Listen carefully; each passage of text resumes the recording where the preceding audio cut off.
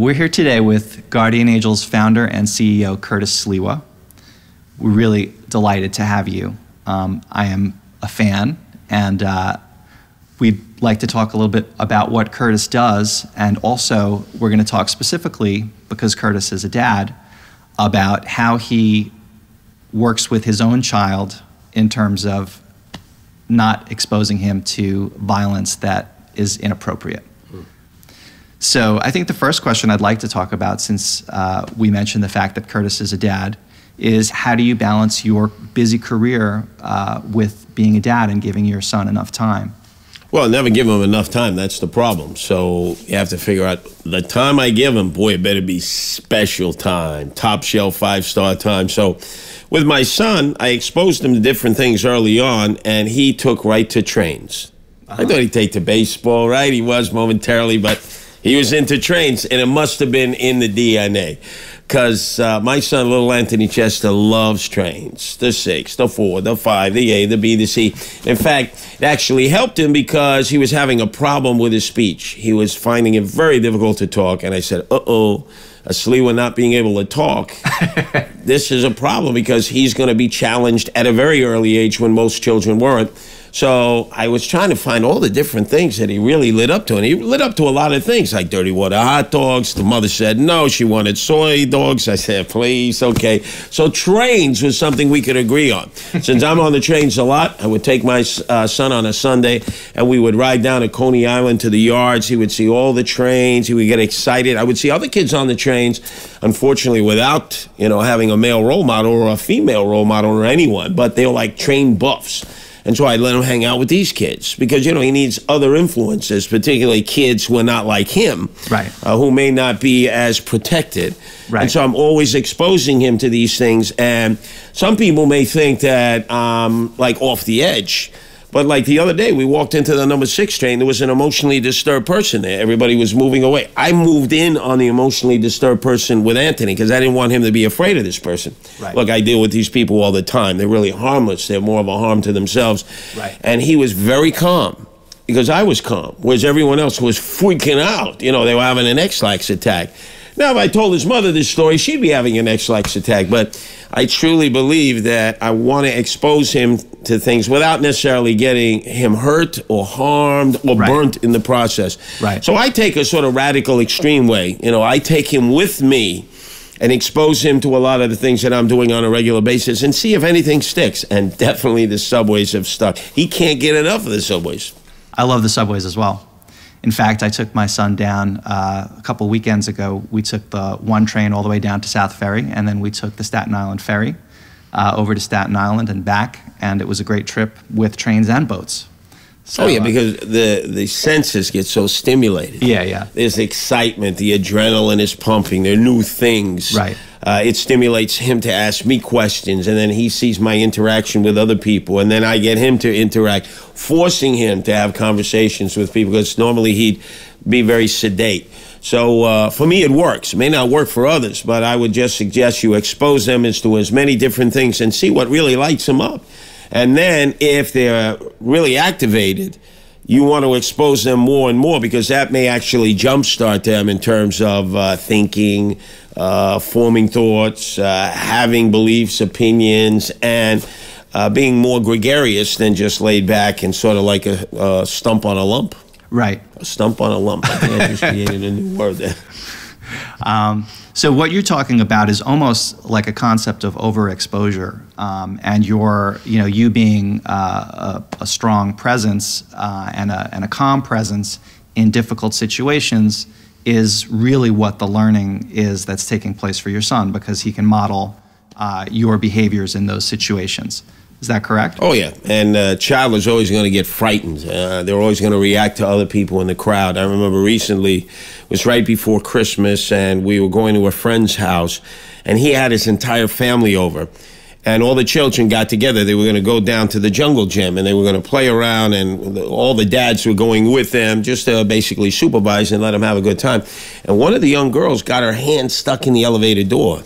And it really looked bad. I thought the elevator had swallowed her arm. I said, what am I going to do about this? Right. And they're all looking at me. Right. But her father was like totally off the hook, totally freaking out, screaming, yelling, hollering. And so I realized my son was watching me, so I had to be really cool, calm, and collected, worked with the father. It didn't turn out that badly for the young lady. We had to rush her to the hospital. No bones were broken. But boy, if you would have seen that situation, even for someone like me, who has been in almost combat situations, I thought for sure that this young lady's arm might have to be extricated or that there'd be a series of stitches. And then it had to have the calming effect. So what I did was I said, let me take my son with the father and the mother and the child to the ER. Right. To the emergency ward. Let him see there's a process here. That she's crying, the nurse is attending to her, he's looking all around, he's seeing other people who are sick and some who are really seriously in need and others who are just there to give solace to their family and friends. And so again, another learning experience, all based on the fact that he had an attachment to this young girl. Right. And he wanted to see it come to its conclusion, which eventually it did. She was released, she came back, and everyone had a good time the rest of the night. Right. Right. One of the great things that you've talked about is how you like to expose your son to all these different situations. You're the calming presence. You can't always do that, especially when your son might be tuned into a TV set, which is pumping out a lot of negative images and a lot of violence. I know that you have some strong opinions on Hollywood and how Hollywood is purveying violence to the masses. Can you talk a little bit about how you might deal with that in, let's say, even in the context of with your son, and how you might police a little bit what's coming into the house? Well, remember when we were kids, we just watched a series of cartoons. There wasn't a lot of them, but they tended to be pretty violent. The cartoons were very violent. Although we didn't necessarily think so. Right. But I've watched my son watch the old-style cartoons in which his levels of testosterone were crashing to his cranium and he was bouncing off the walls. And I said, no wonder why they've come to this conclusion. And then the newer cartoons, which actually convey more information, convey more messages, and have a softer side to it. Right. Although it's still entertaining. Right. I mean, he wants to turn the TV off, and I'm saying, no, let's keep watching it. You know, again, SpongeBob SquarePants. You know, whoever did that must have been in a drug-induced psychosis and on a bad acid trip. I mean, I get it as an adult, but my son, he gets, you know, Patrick, SpongeBob SquarePants, the Krabby, you know, all those things. Right. So it's great that you can enjoy it. It's stimulating for you as an adult. And it conveys, you know, good images to the child. It's not a negative image to the child. Right. But the early cartoons of our youth, right. Wow. Now that I look back at it, boy, they were violent. And then you see a series of the 30-second bites that we see on TV.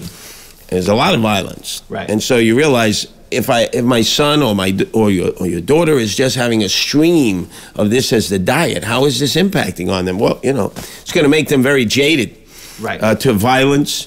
And they're going to think that it's common, that this is the way that the problems are handled. And it's going to be very difficult to get through because they're going to develop a veneer. Right. In the inner city, I see it all the time because these children, unfortunately, are exposed to it. A lot of times they don't have adult supervision. And unfortunately, between the diet, the images, the attack on their senses, you know, they're like on a razor's edge all the time.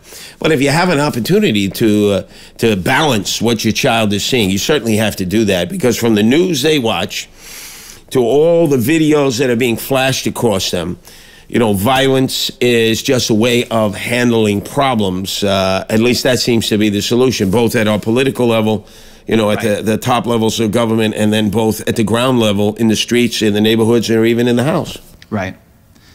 That makes a lot of sense.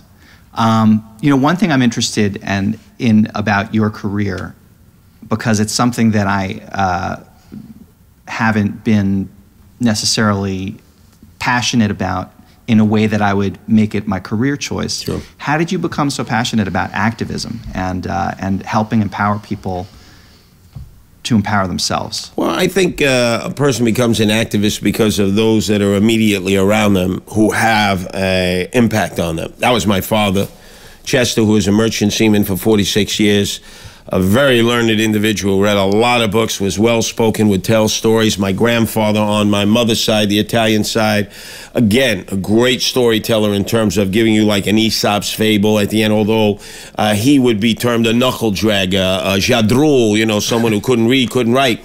But because of his many experiences, he was able to put it into story form and teach me, not only through his example, but by these great stories. Right. So I had 2 male role models who were great at conveying messages through stories. Right. Plus, they didn't really divert all that much as role models from the message of the story, because nobody's perfect. You see them in their imperfect ways, but as long as you don't see them in an extreme way, it doesn't shock the senses.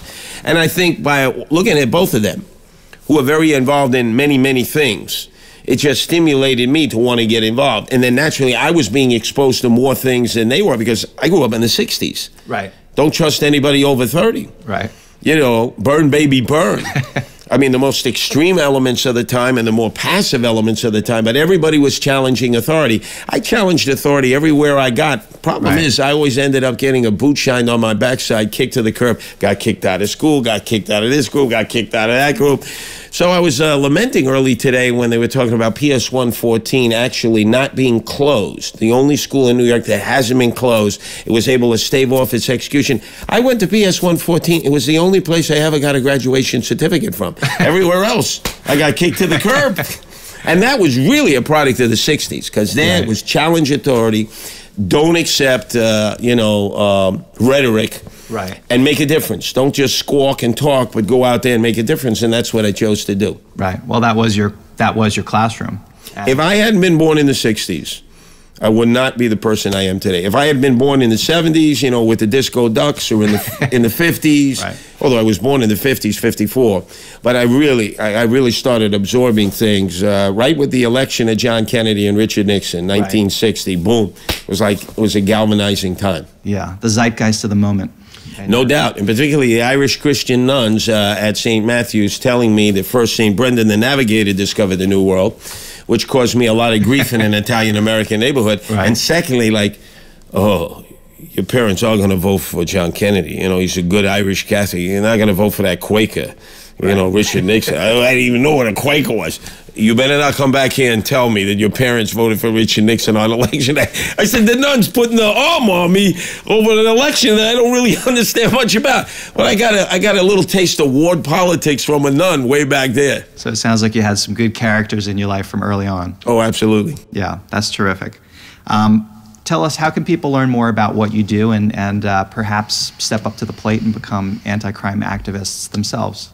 Well, all they have to do is go on the website, www.guardianangels.org, and they'll see a wide array of things we do. I mean, we're best known for putting boots on the ground, patrolling high-crime areas, being a visual deterrent, making citizens arrest, going into the belly of the beast where most people won't go. We're in 14 countries, 140 cities. We've been doing this for 32 years. But we have a role model academy. We have junior guardian angels. We have programs for those who are like 6 to 15 who can't do what we do as seniors. But we make sure they stay out of harm's way. We give them character education. We teach them discipline, respect. And most importantly, we do it in an interracial environment with young girls and young boys together as equals. And we start trying to assimilate them into this concept that you got to be a giver, not a taker. You got to give to your community. Even in the smallest of ways, it's all important. So you start them at a young age, as I was started at a young age, and you just develop more and more of a hunger to do that. And in having existed for 32 years, we've seen many of the young men and young women go on to become real contributors to their communities, no matter how poor their circumstances or no matter how difficult it's been for them, because they didn't necessarily have the education or the skills to do things that maybe they wanted to do, but they just didn't have the ability to do. Right. It's amazing. It's amazing work. I appreciate so much that you do this for the world, and I appreciate so much that you came here today to talk with us for Parents with Angst.